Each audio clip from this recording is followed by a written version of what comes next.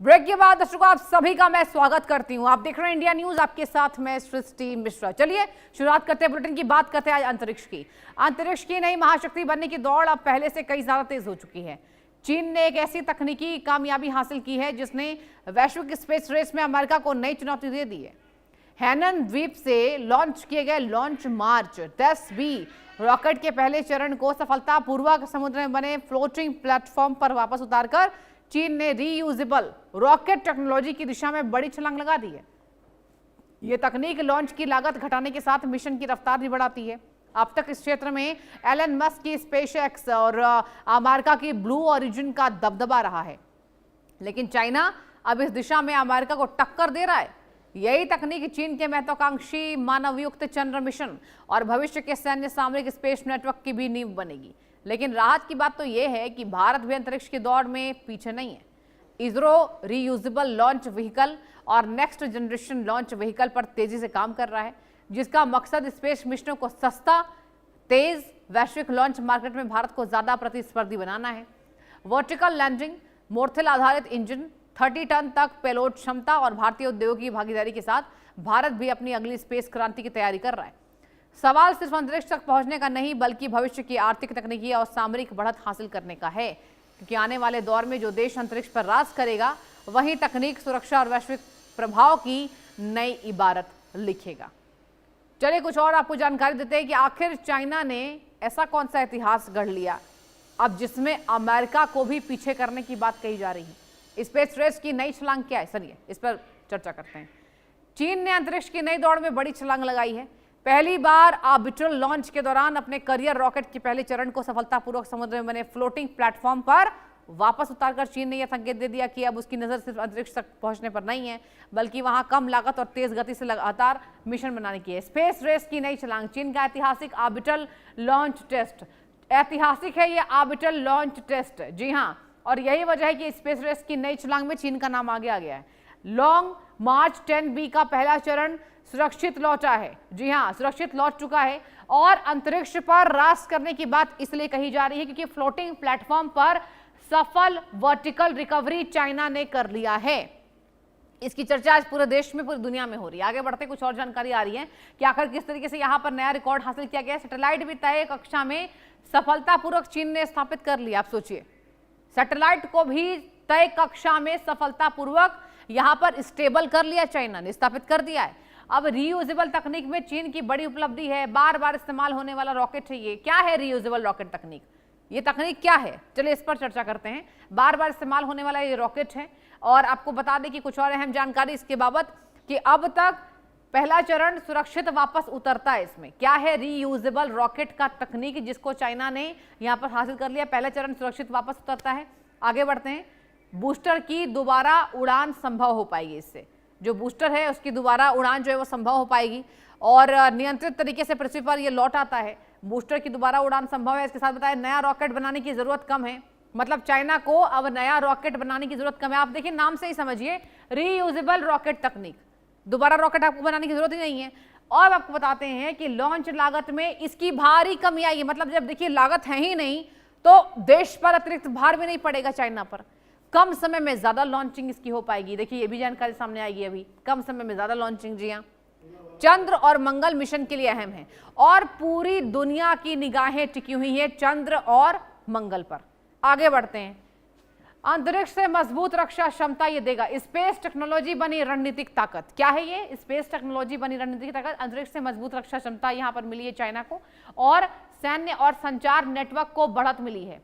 संचार नेटवर्क को बढ़ाने का भी इसमें मौका मिला है, इसमें बढ़त मिली है। आगे बढ़ते हैं। कुछ और जानकारी सामने आ रही है कि अब स्पेस टेक्नोलॉजी किस तरीके से यहां पर ताकत बनकर उभरी है। सैटेलाइट आधारित निगरानी मजबूत हुई है। चीन के सैटेलाइट आधारित जो निगरानी है वो मजबूत हुई है। किसके पास कितनी बढ़त है इस पर चलिए आते हैं। किसके पास कितनी बढ़त हासिल है? भविष्य के युद्ध में स्पेस की निर्णायक भूमिका यह निभा सकता है रीयूजेबल रॉकेट, जिसकी हम बात कर रहे हैं, रीयूजेबल रॉकेट तकनीक। इस पर आज हम पूरे चर्चा करेंगे। स्पेस टेक्नोलॉजी में ये बढ़त बनाए हुए है। किसके पास कितनी बढ़त है? स्पेस एक्स पहले से रीयूजेबल तकनीक में आगे है और अब मेरे साथ इस खास मुद्दे में बेहद खास मेहमान जुड़ चुके हैं।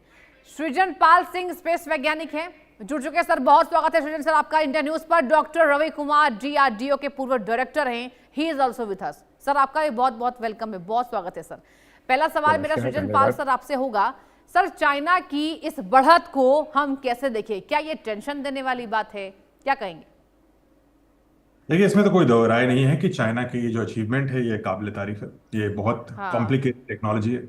इसको सिर्फ अब तक यूनाइटेड स्टेट्स ऑफ अमेरिका की जो आपने कंपनीज बताई, स्पेसएक्स, और इसमें एक्चुअली अमेजॉन की जो ब्लू ओरिजिन कंपनी है वो भी रीयूजेबल लॉन्च पे काम कर रही है। उसके अलावा अब चाइना ही दूसरा देश है जो रीयूजेबल पे काम कर रहा है। जैसे आप बताया, रीयूजेबल से फायदा सबसे बड़ा यही है कि आप बार बार लॉन्च कर सकते हैं। जो फर्स्ट स्टेज बूस्टर होता है वो तब यूज होता है जब एटमॉस्फेयर का प्रेशर ज्यादा होता है, रॉकेट भारी होता है, गुरुत्वाकर्षण सबसे ज्यादा होता है जब लॉन्च हो रहा होता है। उस समय का जो रॉकेट स्टेज होता है वो बहुत भारी भरकम होता है, महंगा होता है बनाना। और अगर उसको हम कैच करके दोबारा यूज कर रहे हैं, बार बार यूज करते रहे, तो उससे कॉस्ट सेविंग लगभग 80 से 90% हो सकती है। यानी जो लॉन्च आप 1 मिलियन में करते थे वो आप यानी 10 लाख में करते थे, वो आप 1 लाख में कर लेंगे। इतना अंतर पड़ सकता है लॉन्च पे। तो इसीलिए जो आपने डेटा दिया वो बहुत इंपॉर्टेंट है। अब तीसरा देश जो इसमें इस रेस में काफी कदम उठा रहा है वो भारत है। भारत में 3 तरीके से हम रीयूजेबल लॉन्च व्हीकल पर काम कर रहे हैं। एक तो हम काम कर रहे हैं विंग्ड रीयूजेबल व्हीकल, यानी अगर आपने वो कल्पना चावला जिस एयरक्राफ्ट पर जाती थी, ऑर्बिटर जिसको बोलते थे, कोलंबस भी बोलते थे उसका नाम, जिससे पंख होते थे, तो वो लैंड करता था, वो अंतरिक्ष जाता था और वापस आकर के एक रनवे पर लैंड करता था। तो वैसा ही हम बना रहे हैं जिसका नाम है पुष्पक। वो एक रीयूजेबल लॉन्च व्हीकल है। अभी तक हमने उसकी ऑटोनॉमस यानी अनमैन्ड लैंडिंग कर ली है, वो कंप्यूटर बेस्ड लैंडिंग करने के काबिल हो चुका है। लेकिन अभी तक वो अंतरिक्ष तक नहीं गया है, वो ऊंचाई तक गया है, फिर उसने लैंड किया है। आगे चल हाँ। के वो अंतरिक्ष भी जा पाएगा। दूसरा जो तरीका होता है वो है वीटीवीएल, यानी vertical take off and vertical landing. ये जो स्पेस एक्स का आप वर्णन कर रही थी, ये वर्टिकल टेक ऑफ और वर्टिकल लैंडिंग वाला होता है, कैच कर लेता है चॉपस्टिक अच्छा। में। आपने स्पेस एक्स की वीडियोस देखी होंगी। हम जिस टेक्नोलॉजी पे काम कर रहे हैं उसका नाम है एडमायर। अभी कुछ साल लगेंगे हमें वहां तक पहुंचने में कि हम वर्टिकल लैंडिंग और वर्टिकल टेक ऑफ कर पाए, लेकिन काम हमारा इस पर चल रहा है। फिलहाल हम इसके लेग्स डिजाइन कर रहे हैं, जिन एक जिन छोटा पैरों पे क्वेश्चन खड़ा आपसे, होकर। सर कितना साल लग सकता है, फिर आप ही कंटिन्यू कीजिए, कितना साल लग सकता है? अब मुझे लगता है कि 12 से 24 महीने लगेंगे, यानी 1 से 2 साल तो लगेगा इसको अच्छा। हमें पहुंचने। तो जो अंतरिक्ष की भाषा में बहुत बड़ा समय नहीं है। ये कॉम्प्लिकेटेड टेक्नोलॉजी है और हमें भी इंसानों को बार बार भेजना और वापस लाना है। हमें भी अपना अंतरिक्ष स्टेशन बनाना है जैसे चाइना बना रहा है। इसलिए हमारे लिए भी रीयूजेबल लॉन्च व्हीकल उतना ही इंपॉर्टेंट है जितना चाइना के लिए। फिर हमारा जो आपने शुरू में मेंशन किया था एनजीएलवी, यानी नेक्स्ट जनरेशन लॉन्च व्हीकल, ये हमारा जो बाहुबली टेक्नोलॉजी है LVM-3, उसका नेक्स्ट स्टेज होगा। और इसमें जो रीयूजेबल लॉन्च व्हीकल की हम टेक्नोलॉजी इस्तेमाल कर रहे हैं, इसका नाम हमने अभी सूर्या रखा है। लेकिन एनजीएलवी अभी थोड़ा दूर है। एनजीएलवी 3 से 4 साल कम से कम लगेगा। और ये भारत का जो अंतरिक्ष स्टेशन है 2035 का, और जो हमारा मून मिशन होगा, भारतीयों को मून पे ले जाना, 2040 का, उसके लिए इस्तेमाल होगा। तो 3 तरीकों से हम काम कर रहे हैं। पहला पुष्पक, जो जिसमें पंख हैं और वो लैंड करता है रनवे पर। दूसरा वीटीवीएल यानी vertical take off vertical landing, जो अभी हम काम कर रहे हैं एडमायर पे, 2 साल लगेंगे। और एनजीएलवी का जो नेक्स्ट जनरेशन लॉन्च व्हीकल जब आएगा, जो कहीं भारी भरकम होगा बाहुबली के मुताबिक, बाहुबली हमें चंद्रयान तक लेके गया था, उसका नाम हम रखेंगे सूर्य। इसके अलावा भारत में प्राइवेट सेक्टर का भी पार्टिसिपेशन खुलता जा रहा है। बहुत सारी कंपनियां हैं जो तेजी से आगे आ रही हैं, बहुत तेजी से, बहुत पीछे थी, अब एकदम बराबर आती जा रही हैं। और हम भी शायद अगले 5 साल में अपना स्पेस एक्स जैसा कोई प्राइवेट कंपनी बना पाए, इसकी भी संभावना बहुत अच्छी है। कंपनी जैसे स्काई रूट, इनके नाम आप सुनते ही रहेंगे, एक बहुत तेजी से आगे बढ़ रही हैं। तो ये सारी चीजें हैं। लेकिन एक कैविएट में आपको यहाँ पे एक इंपॉर्टेंट डायरेक्शन जो चाइना के बारे में जानना जरूरी है। रॉकेट को कैच करना इज वन पार्ट, मुश्किल है उसको कैच करना, और चाइना ने नेट में कैच किया, उसने नेट बिछा करके नेट पे कैच किया।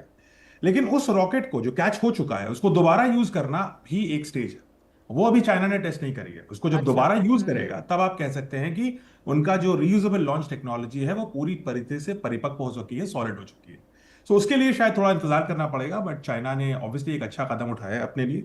हम भी उसके हम भी ऐसा कदम उठाएंगे और आगे चल के हम भी रीयूजेबल लॉन्च व्हीकल्स बनाएंगे। 2 साल के अंदर इंडिया भी ऐसी चीजों का प्रदर्शन करेगा। जी सर, ये बात तो अच्छी है कि भारत भी सफल तकनीक के द्वारा 2 साल के अंदर यहाँ पर ये सफल परीक्षण कर पाए। Doctor Ravi Kumar is also with us, DRDO के पूर्व डायरेक्टर। सर आपसे भी मैं यही चाहूंगी कि ड्रैगन की जो नीति है ये अमेरिका को सर टक्कर दे रही है, कैसे देख रहे हैं, फ्यूचर कैसा है चाइना का?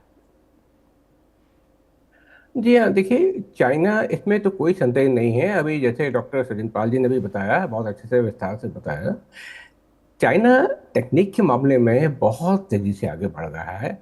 अगर हम कहें अमेरिका से जब बात होती है, अमेरिका अभी जो है लगभग $30 ट्रिलियन की इकोनॉमी है। चीन अभी उससे आधे से भी कम है। किंतु जितनी तेजी से, जितनी गति से ये बढ़ रहा है, और विशेषकर जो मैन्युफैक्चरिंग में मास स्केल पे किसी चीज़ को मास स्केल पे प्रोड्यूस करने की जो टेक्नोलॉजी है, उसमें मानना पड़ेगा कि आज चीन का कोई मुकाबला नहीं है।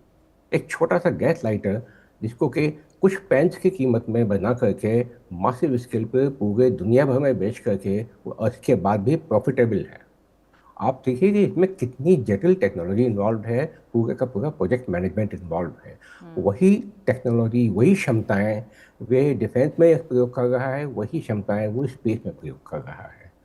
हमें स्पेस का, जैसे अभी डॉक्टर साहब ने बताया कि स्पेस बहुत बड़ा फ्रंटियर है। अभी हमने हमसे मतलब मानव जाति ने जितना कुछ भी अचीव किया है स्पेस के क्षेत्र में, अभी कुछ बेबी स्टेप्स हैं।